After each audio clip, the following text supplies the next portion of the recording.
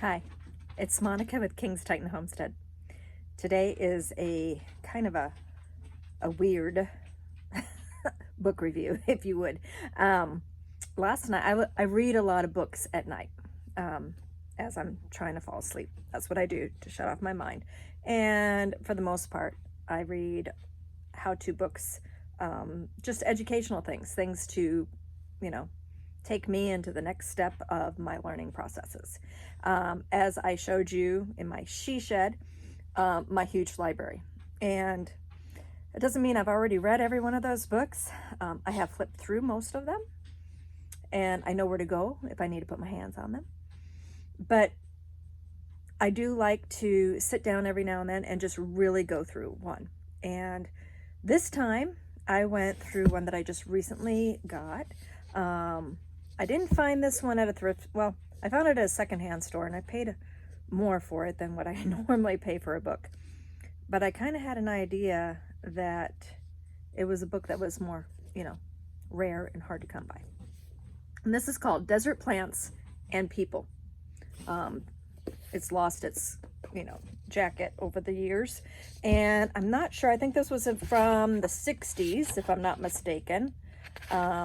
It's written by Sam Hicks. Okay, so the first printing was in 1966, and the second printing is in 1971. I can tell you that was 50 years ago, was the second printing. So with that said, Desert Plants and People. So this gentleman actually was a guide, a hunting guide, and outdoorsman, and worked for many ranches, and basically was out there living off the land, kind of. But he made friends with a lot of people that he would come across in his adventures. And he was most interested in the folklore that went around it. And this book mostly is about plants and people in Baja California. And so it's really cool. I'm like, this is a really, really interesting read. Would you put some of this folkloric medicine to use today? Maybe, and maybe not. Some of it is really crazy, strange. But it wasn't crazy strange for those times. It wasn't that long ago when people didn't have access to medicine, to what we call modern medicine, I guess is what you would say. They passed down treatments for different ailments from the plants and things around them. So with that said, this is kind of a difficult to understand as far as the plant names go, because the plant names are just the common names in Spanish that the local people were using to identify those plants.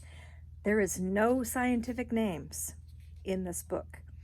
With that said, some of them are easy to identify from my region, and some of them are probably only found in the Baja California area. And some of them you can actually go and get at our local nurseries. But you have to take the name and then search it on the internet and figure out what plant it is. If you're unfamiliar with the actual common name that they were using during this time. So one example is Yerba Del Monso. A lot of people call it Yerba Mansa, and I have that already out in my garden. It makes a wonderful tincture. It's great for colds. It's something that is passed on from generation to generation in the Southwest, and basically it's a very sought after and well used herb already. So this one did not come as a surprise. What did come as a surprise was some of the concoctions that was used in. And I'm just going to, like I said, it's a strong, they would make a strong black healing powder to be applied topically. And here's what they used. Now, the Yerba Mansa it's usually the root that's used. That's the best part of the plant. So the root is used, but bark from a living live oak tree, not a dead one, but a living one. A section of deer horn thoroughly burned in a wood fire. Okay. Yerba Mansa, powdered root of the Yerba Mansa, and deer manure pellets. Like going, oh my God, this is kind of disgusting. But it was made into a strong black salve and used for healing wounds. So yeah, like I said, would you use the folkloric medicines? Would you try them? My gosh, some of these are just really, really crazy. I've heard of some of these, of course, never tried them. Deer nose, dried and powdered for emetic properties. Dried buck deer blood taken for stomach and heart ailments. This is just really interesting. It's an interesting read. I'm not saying I would ever put some of this folkloric medicine to use, but who knows? I mean, it's good to kind of, have the knowledge of it. Here we go. A spider web carefully preserved for use to stop bleeding. If you have nothing else, what are you going to use? It's interesting. It's just a very, very interesting read. The one thing that did come to my attention that I was like, wow, this could be something I might even end up trying someday, was there is a giant cactus, not the saguaro. It's called a cardon. And the cardon, I guess, is the largest cactus in the world, from my understanding. I'm not quite sure. But you can get a cardon at local nurseries here in the southern Arizona, and you can put that into your garden. Just like I have the Yerba Mansa brought in, I can go get a cardon. And now, why would I want one of those? It explains in here on one of his adventures that he was out with some friends, and this gentleman, they got stuck. And then that's something that normally happens when you're an outdoorsman here in the Southwest. You get stuck. And the rut that they fell into, sandy rut, also had some boulders, and they were trying to pull the boulders away. And one of his friends got his two fingers smashed between two boulders.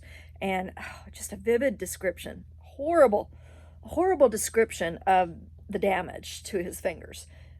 That made me immediately think of damage that Dan has done to himself, accidentally, with metal crushing his fingers. And it was horrible. I mean, it took forever for him to heal. It hurt. He could feel throbbing for, I think it was close to a week. There was just all this pain associated, and then it took months to actually heal the damage. And the description in the book about the damage to this gentleman's fingers caused by the boulders, it just was extremely similar to what Dan's damage was. Did they, we wrapped his fingers, and we tried, he took oral, like ibuprofens and acetaminophen and things like that. This guy didn't take any of that. So they went to their first aid kit, which he said was just as big as a suitcase.